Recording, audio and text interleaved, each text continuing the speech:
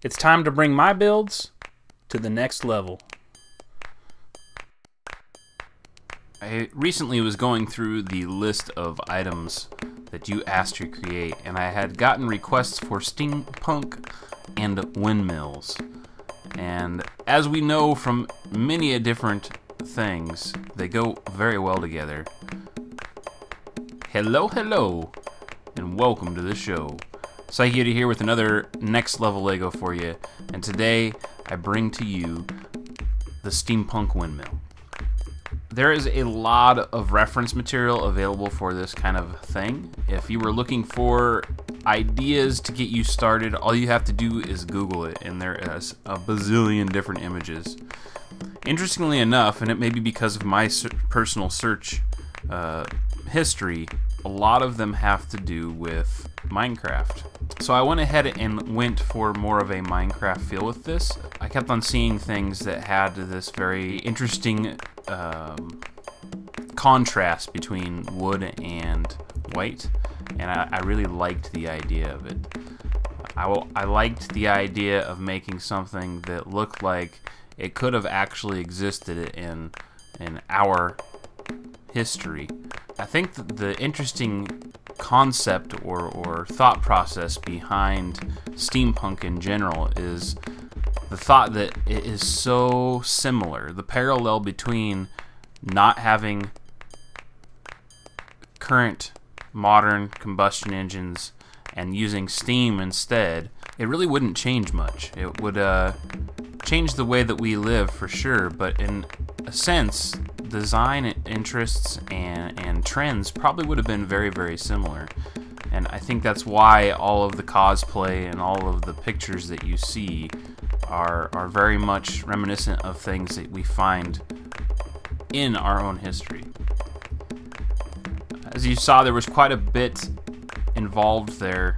I want to go ahead and take a closer look at some of the concepts that I put into place for this. Let's go ahead and take a look at the steam engine area. So this actually has like a boiler setup inside. There is a coal furnace, and I wanted to plumb things to the outside, and I just wanted to make it look visually interesting. I went for things that made quasi sense. We have a pump that goes into the ground. We have an actual steam container. There's like an overflow section for water.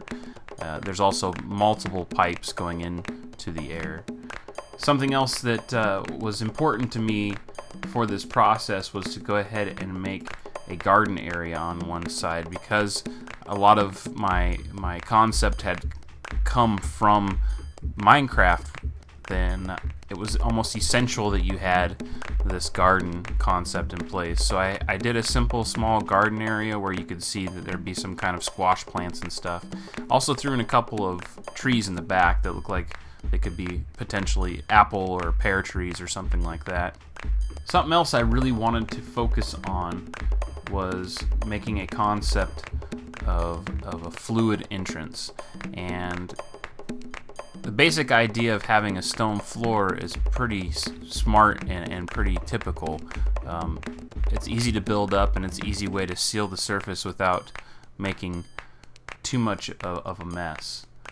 Let's go ahead and take a look inside of the building a little bit. As you can see, the roof comes off in two segments. This is done so to allow more playability. If you wanted to, create something like this and actually use it as it functions, then you'd need to have a way in order to get into it. There's going to be some shaky cam here, but I wanted to show you that I actually put in some gears and stuff, trying to make it look like the windmill itself was actually doing something. And it was important to me to give you a feel like there was something going on inside of this build that actually made sense or had a purpose for everything. Here you'll see that the floor is all wood, and I did a very much textured deal on that. Get a closer shot at it here in a second, but I wanted to also show you the inside here. We've got quite a bit of stuff in there. We've got some barrels, we got some containers, a chest. I also put a section in the corner for coal, and this is the furnace, coal furnace thing I was talking about. Let's go ahead and take a closer look here at how the floor and everything goes in. There's a simple system of smooth tiles that are put on a base plate of sorts, and I very much staggered the different colors. I wanted to make it look very natural and wood-like. Just pop it in pretty simple. It goes underneath the small step ladder, and then just basically drop it into place. Nice big huge smooth area, so if you wanted to add some stuff like a table and chairs or something, very easy to do. And then I wanted to have some kind of a overlapping system that when you put the roofs on, again very simple in process, but if you look at the top, it makes them go together very well, and it gives some nice texture, especially using the difference in the brown colors. But that's pretty much it. As you can see, it's got a decent amount of space even with the roof on. You can get in there pretty easy. Really enjoyed this project. It's got a lot of versatility and playability in it. If you were looking to create something like this, it would work well for a visual setting, and it was also definitely work well for some play.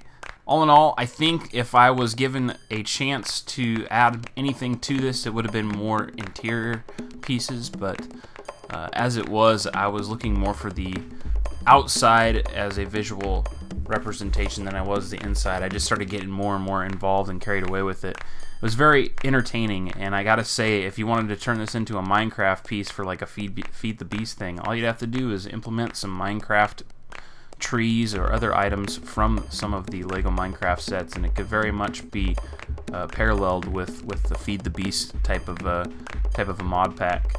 Thank you very much for those that requested. We had some Windmill requests, we had some Steampunk requests, and the two went very well together. If you guys have any comments, requests, or suggestions that you would like to see, feel free to leave those down below. As usual, folks, thanks for watching. Don't forget to like and subscribe if you enjoy my videos, and I will see you next time.